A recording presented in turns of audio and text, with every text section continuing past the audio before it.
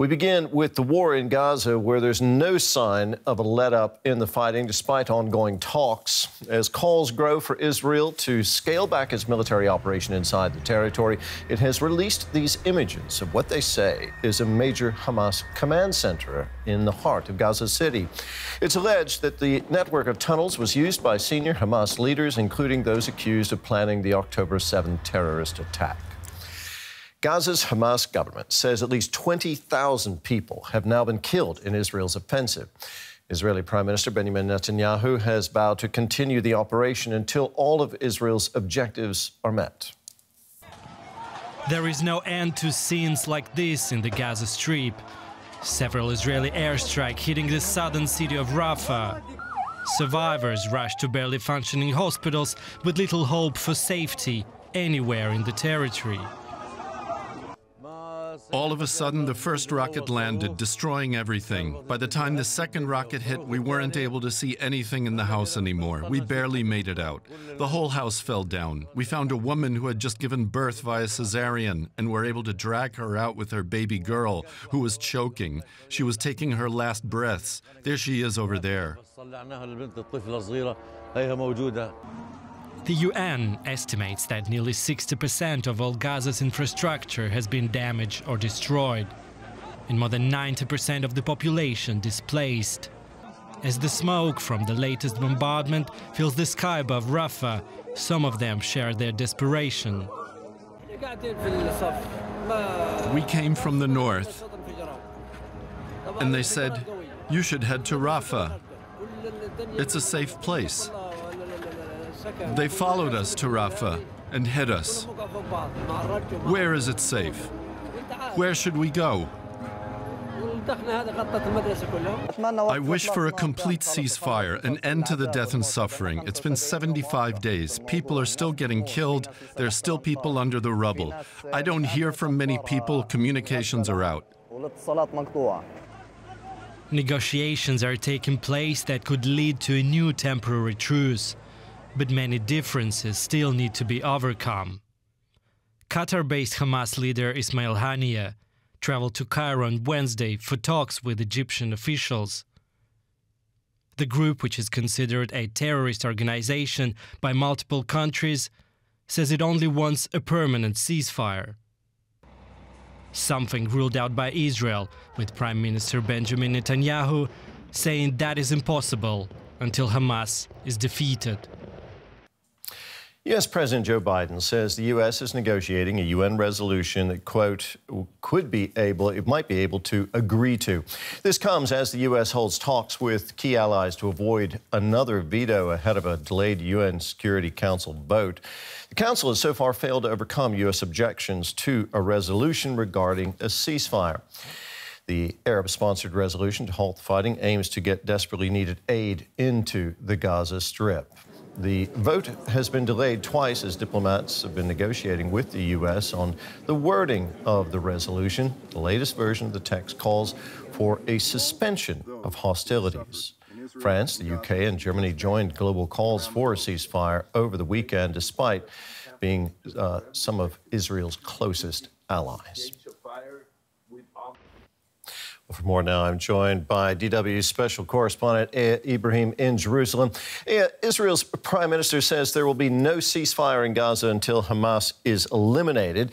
Meanwhile, a UN Security Council vote on a potential pause in fighting has been delayed, and no progress has been reported so far in talks that Hamas is holding in Egypt. Do you see any signs of movement on the diplomatic or military fronts? I mean, just listening to all of the various parties that you just listed involved in all kinds of negotiations, it's not difficult to see why we're at this stalemate, at this deadlock, so to speak. I mean, the interests of all of these parties are still quite far away from each other.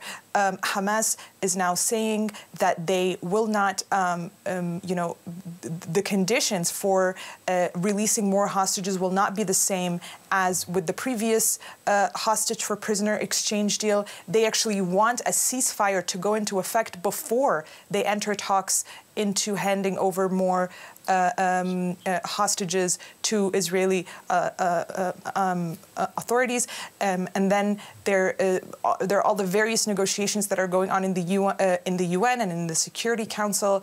In the Security Council, the United States, which has often been accused of shielding Israel from having to do more to protect civilians in Gaza by vetoing various resolutions for a possible ceasefire, they're obviously, so far on the side of Israel. So trying to convince the United States to agree to anything that a country like Egypt, which wants, to bypass the inspection mechanism for aid, which has to go through Israel, is very, very difficult. So a lot of competing interests right now that feel like they're very, very far away from each other.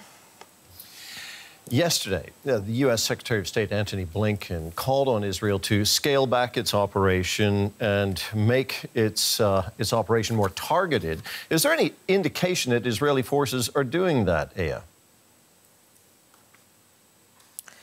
No, I don't think so. I think the Israeli government has been trying very hard to show that it is still steadfast in its war and in its goals, and also in the intensity. I mean, various parts of the Strip are still coming under constant bombardment, including the southern part, which again, initially was where civilians were supposed to go for safety. I think the Israeli government, and particularly the prime minister, find themselves in a kind of difficult situation. On the one hand, they cannot show weakness to Hamas, so they can't appear to be backing down from their stated goals to eliminate Hamas and to bring back the hostages. At the same time, huge pressure from Israeli society, from the families of the hostages that are still believed to be in the Gaza Strip, is rising every day and getting more intense. And so it's unclear how they can get out of this dilemma, so to speak, because so far the majority of hostages that have returned back home, not in body bags, not as dead bodies, were released as part of a negotiation. And people here are starting to see that more and more. Of course, the Israeli government will say that the negotiation was a result of the bombardment, that the pressure that they put on Hamas is what eventually led to that negotiation. But it was as a result of a negotiation nonetheless. They weren't rescued by Israeli military. Now, Israel's military says it has found a major Hamas command center in Gaza City, which it says was used by Hamas's leaders. What more can you tell us about that?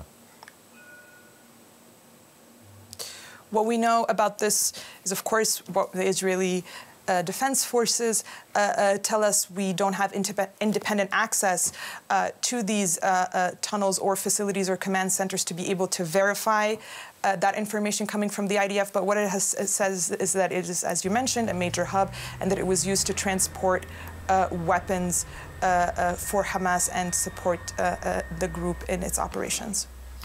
Yeah, thank you very much. That was DW's Ibrahim in Jerusalem.